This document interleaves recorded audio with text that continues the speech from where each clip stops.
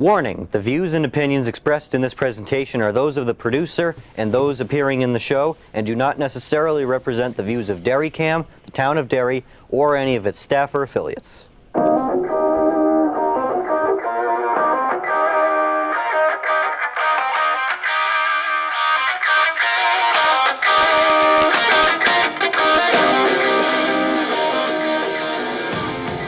Henry, welcome back to America's Ass. This is episode 60-something. I still have kind of lost track.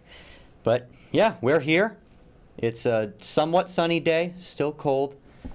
But I'm here, and I am here with a very special guest, former U.S. Senator and former U.S. Ambassador to New Zealand and Samoa, Scott Brown. So thank you for being here. Please introduce yourself. Well, Anthony, it's great to see you, and it's great to see everybody. And I don't know about a warm day. It's been raining and freezing forever, it seems. So I'm looking forward to the weather certainly turning so we can get outside and really enjoy ourselves. Yeah, well, thank you for being here. And I mean, you've done a lot in politics, so I guess we'll just start with you. You've had a pretty, I guess, storied career, starting in the Massachusetts State House, moving to the Massachusetts Senate, and then winning an upset as a Republican in a deep blue state for the U.S. Senate, and then as a U.S. ambassador. So I guess start from wherever you want. What's your career been like? Well, it actually started earlier than that. I was an assessor in the town of Rentham, and then a selectman there as well. I enjoyed it very much. I'm from New Hampshire. I was born at the Portsmouth Naval Shipyard. My mom was in Portsmouth with my, just doing what she does as a young girl, working. And my dad was at Pease Air Force Base, and they met, they got married, they had me. I was born at the Portsmouth Naval Shipyard, and then my first day of birth, I was in Portsmouth. For there till I was a toddler, and then my parents got divorced and I moved to Wakefield. That's where the Massachusetts connection comes in, and spent most of my young adult life there, and then moved to Rentham, which is where the Rentham Premium Outlet Mall is, where the Patriots are next town over, and spent a bunch of years there. But I've been back in Rye for almost 15 years now, full time. I've had a house there forever. 9th generation son of the American Revolution, from Newington, New Hampshire. Care very, very much for obviously New Hampshire and everything, because my daughter's here. She's the head medical director at Lafayette Animal Hospital. My sister's here. All my grandchildren are here. So it's home, and very excited. And it was an honor to serve. And it was an honor to be, quite frankly, the ambassador from New Hampshire. Senator Shaheen really spearheaded that effort, voted for me 94-4 to go to New Zealand and serve at New Zealand, Cook, Niue, Samoa, and our interest in Antarctica. Got the largest geographical district in the world, really. First guy out the door under President Trump, pretty much the only guy in the Indo-Pacific for about 2.5 years. And when you walked into our residence, you would have the American flag and the New Hampshire state flag and then the State Department flag. So it was a real honor to serve as someone from New Hampshire and to serve the country. And what was the U.S. Senate like? Well, listen, it's different than there was a little bit more independence back when I was there. Certainly, right now, they seem to. Fortunately, they have a majority in the Senate, and they're getting a lot of stuff done. Senator Thune's a dear friend. I went to his daughter's wedding. It's a lot of work. You're under constant microscope, and you're doing the people's business. Especially back then, we had President Obama and Vice President Biden, and we did not have a majority. So things were difficult to get done. But I had a successful career there. I did my very best. And learned a lot about my strengths and weaknesses, things I need to work on, and very, very thankful for that opportunity. What do you think some of your biggest accomplishments were in the Senate?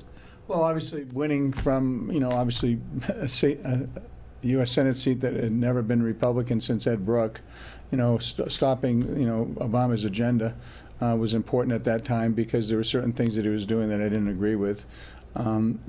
Becoming relatively unknown state senator and becoming a U.S. senator was something obviously was very, very important for our country at that time. But the things that I worked on that I was most proud of were obviously working on veterans issues.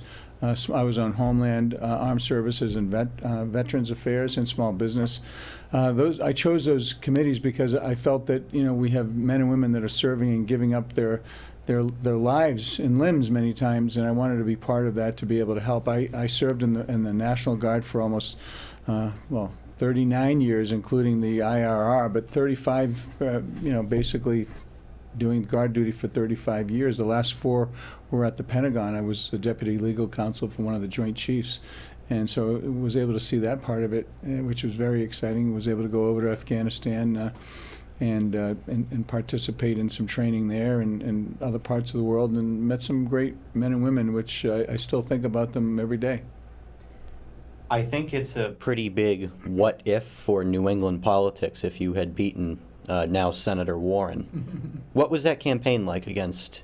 Yeah. I mean, she became, I'd argue, one of the most well-known U.S. senators in America as of now. Yeah, listen, I don't agree with her on much, but what we do try to work on together, even now, is things that we do agree on, which are veterans. That's pretty much the area that we, because her brother served, and so whenever there's an issue in Massachusetts and someone said, I need help with this, I said, well, you got to go to Senator Warren. She's got a good team in that regard. But I don't agree with a lot of things she's been doing, especially now. That being said, it was certainly a wonderful part of my life. It was kind of a bloodbath, and being in deep blue Massachusetts and being the only Republican in the entire federal delegation, and now you see what's happening there. It's not certainly like what's happening here in this great state. Mean, Boston got taken over by one of her proteges. Yeah, Michelle Wu. Listen, I have a lot of great memories, but I'm focusing on New Hampshire. I mean, the fact that we have Kelly Ayotte's doing a great job. I served with her in the Senate. Then we have obviously the Senate, and then the House, and then the Executive Council, all Republicans, and trying to keep that New Hampshire advantage and trying to make sure that the whole live free or die mentality, allowing you to do things or not do things, it's your choice. And I think that's critically important, and that's what makes our state so attractive. That's why people are moving here, either moving back here, like I did, or moving here, period, because they're just tired of the red tape and the things that are happening in some of these other states. And before we get to New Hampshire stuff, which I have a lot to talk about, what's being an ambassador like? I feel like not a lot of people know what an ambassador actually does. Well, I spent almost 4 years of my life representing our country as the representative who happened to be from New Hampshire, and it was an honor, really, to be there as what's called a plenipotentiary. That means that I'm the president's sole representative in those countries.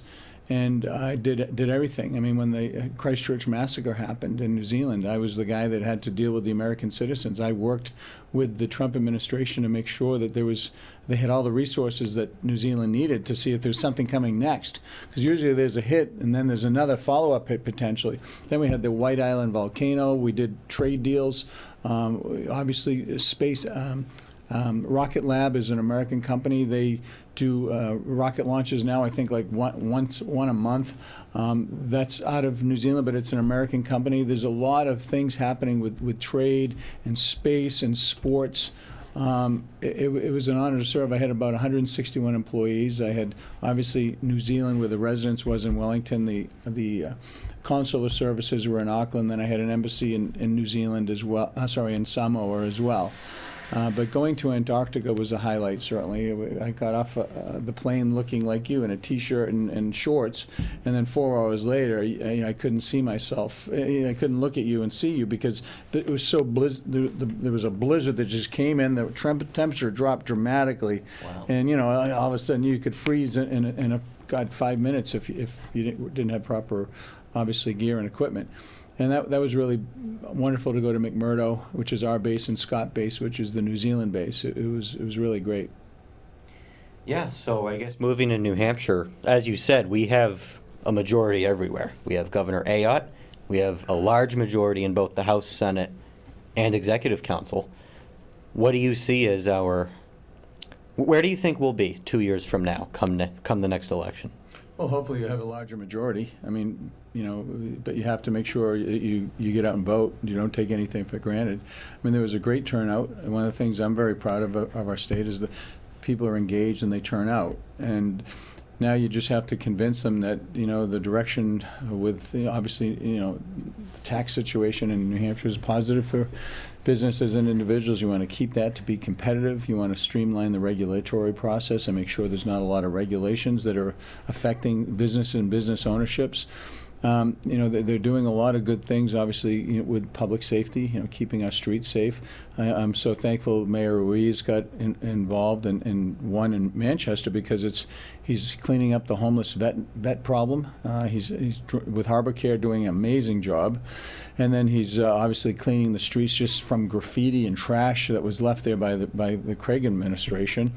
And dealing with a lot of the homelessness and drugs and crime in that area, it's very important. So there's a lot of positive things happening, and there's obviously a lot of work to do. I'm glad they're securing the northern border, and I'm glad they're addressing the fentanyl issue. I mean, there's so many things that we can't take for granted. Education is very, very important, especially with some of the changes, is to make sure we get those dollars that would have gone to the federal government that kind of flow through the Department of Education. Let's get them back here solely and let good people, figure it out. I think we can do it better.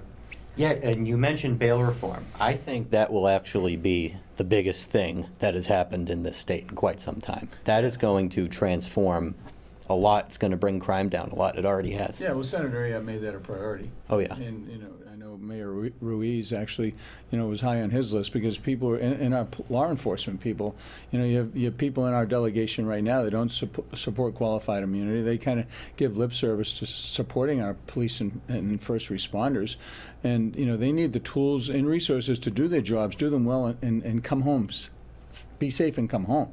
Yeah. And a lot of the things that they were doing, it would just, it just made no sense. It was kind of upside down. Yeah, and you have a law background, so you know that.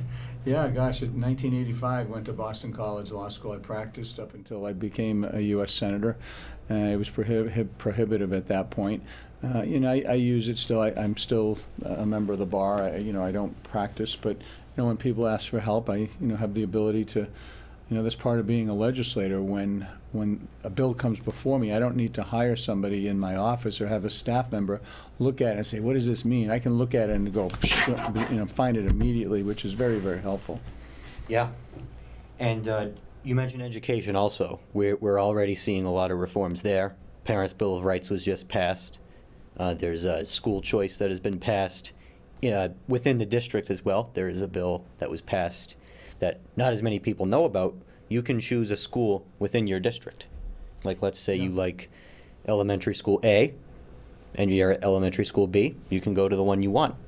Yeah, I listened to Frank Edelblut the other day. I went to an event, and he gave a really wonderful presentation and really broke it down in layman's terms for people like me and others who were listening about the many different options they're doing to give our kids really a leg up. Whether it's this whole issue of boys and men participating in girls' sports, which I don't support that at all. The school choice issues that you were talking about, the parental Bill of Rights, I think is very important. A lot of that was discovered during COVID. People saying, like, well, what are you doing? Well, like, what? Stop. And so I'm glad they're getting involved, and people need to get involved in the local school boards. I think it was the silver lining of COVID. Yeah. Really. Yeah, I don't disagree. Yeah. And you mentioned school boards also. It's the local stuff, and I say it every show, but it's the local stuff that's most important.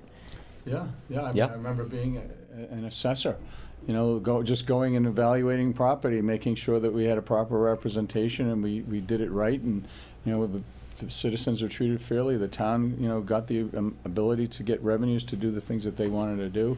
So yeah, local issues are very important. Whether you want to be in the library board or the board of selectmen, yeah, you got to get involved. Stop whining. Yeah, and I've mentioned it the last few shows because we had our election the second week of March for our local stuff. We have about 20,000 or so registered voters in Derry, and only 1,975 people voted in our local election, which is absolutely horrible. Wow.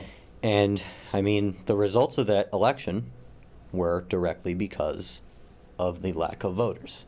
I think if people were more educated and more fired up to run, we would have had slightly better results in that regard. Well, you have to be active, and thank you for your activism in getting them out. Thank you should run. See, when you turn 18, you should run. We'll see. It'll depend on quite a few things, but we'll see. I completely understand that. Yeah, so We're going to be tackling, well, not we, but the legislature will be tackling the budget soon. What are you looking for there? Well, listen, it's up to them. It's obviously a state issue, and I just want to make sure that they, use our tax dollars wisely, because every dollar counts, out of people's pocketbooks and wallets right now, especially with what the federal government did under the previous administration, taxing and spending us to death at high costs of inflation and everything. So, President Trump's been there, for 70 days, give or take, and he's doing a lot, having to unravel a lot to stimulate the economy. And there's going to be I believe, a little dip, but I agree with what he's doing in terms of, trying to kind of right the ship, streamline the regulatory process, continuing with the tax cuts, adding some additions, the no tax on tips, Social Security, some of the other things that help specific blocks of people within our country. And then what DOJA's doing, finding all the fraud, waste, and abuse, some of the things that I knew it was there as a senator, and I knew it was there as an ambassador. And I'm glad that they're actually zeroing in and getting rid of it, because it's not their money, it's our money. And I don't mind paying the government, I hate it, like everybody, but, as long as I know it's being used okay, fortunately I can, most of the time afford it, but I work hard. And everyone listening I know works hard. So use our money correctly. That's all I ever ask. And whether it's at the state level, the federal level, the local city and town level. I mean, we have cities in our state and towns in our state that, the cost of educating children has skyrocketed, yet they have less students. And so, but you look at the administrative budgets, for the administrators, and they're top heavy. Why is that? That's something that needs to be fixed. That is true. As a budget committee member for the school district, I know that. Our budget this past year, we did our budget in the winter, $102 million for 4 elementary schools, an intermediate school, and a middle school. That's not even the high school. And that was less than the year before. So. Yeah, well, listen, you have to squeeze and wring out everything. That's what Governor Ayotte's doing now. Her and her team trying to find out if there's anything under those rocks that we can look at and maybe consolidate and streamline. And Governor Benson and his team, doing a great job in that regard. Yeah, I've been very impressed with Governor Ayotte thus far in how she can really get bang for our buck. She's really cut things down more than Sununu ever did, to my knowledge, more than Hassan or Lynch ever did. Well, we'll see. It's early, and I wish her well as well. I saw her twice this past week already. So. Yeah. So I guess moving on to some federal stuff. I mean, you touched on it briefly, but how do you think Trump's second term is going thus far? Well, certainly more interesting than the first one.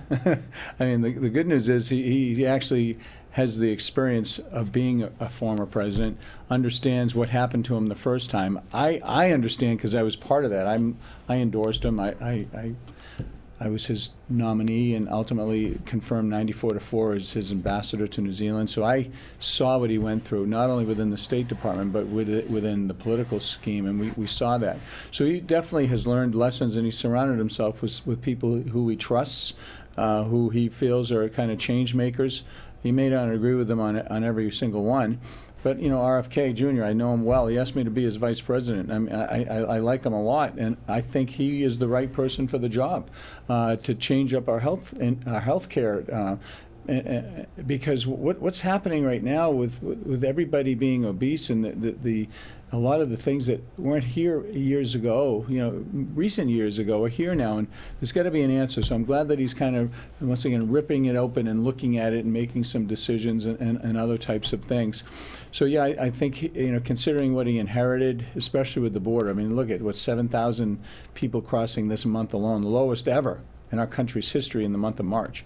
And it's a good first start, and he's being obviously thwarted by a lot of these district court judges. I don't believe a district court has any authority to do a national injunction against the executive branch when the executive branch is actually working on things that the executive branch is responsible. It's the Supreme Court, not the district courts. Yeah, the Supreme Court's going to make that decision. They'll ultimately go there, but still, you shouldn't have to wait for 14 days for a temporary injunction, and then you actually have to go and potentially argue the case.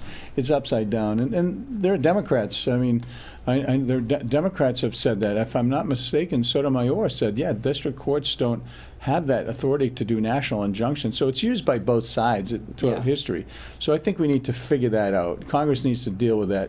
Both sides should agree that, yeah, because it could be the other in 2 years or 10 years or 5, whenever the Democrats take over, potentially, if they do, it could be the reverse. And then, so what's the point? Let's just get the job done. Yeah, and one thing that I think is on a lot of people's minds, mostly because they hear about it a lot, and they're a little scared of it because they might not know exactly what it is. It's the tariffs. So you've dealt with the national and international level, so you might have a different perspective on it. I did the Kiwi Act, which is an investment trader visa for New Zealand and the United States, something that they've been trying to work on for decades. Did it in 6 months. So yeah, I understand it very well. I've spoken to the New Zealand public and press about tariffs. And so you look at tariffs, and people really need to zero in. And I'm going to give you just round numbers because I don't have my sheets in front of me, but let's just say hypothetically, take a country like India. They have certain tariffs on motorcycles, for example, that are dramatically higher, that prohibits our great motorcycles going into their countries without being tariffed to death, and therefore making it not competitive. Meanwhile, we have a much lesser one. So when he's talking about reciprocal tariffs, he's saying, listen, if we give you 3 or 4 or 5% on your motorcycles, then you give us the same on yours, or we're going to raise it. It has to be fair. That's what he's talking about, is balancing it out. The fact that you have China basically undermining the steel industry by, quite frankly, faulty steel that's not to the high standards it should be. I had those experiences in New Zealand in particular, where they used rebarb from China and on buildings that basically they fell apart, and you can't have that. Faulty workmanship, a lot of different types of things. So he's trying to strengthen industries that traditionally have gone overseas, or countries are specifically manipulating the currency in the market to get a better opportunity to undermine our businesses. So he's trying to level that playing field. It's complicated, and it's a leveraging tool. You already see some of the things that are happening. Countries are calling him. We'll know at 4 o'clock today. Countries are already calling him and saying, listen, can we do this, this, this, and this? And that's really important. To have that conversation, because he wanted Mexico and Canada to stop the fentanyl. Well, Mexico and Canada put the troops up there. They've done a better job, getting a lot of improvements. So he's holding it back. Great. That's what it's for. It's a conversation. It's one tool in the toolbox. But what people are forgetting is that just tariffs. It's not just about tariffs. If it's just tariffs, we may have a problem. But he's also looking to basically streamline the regulatory process.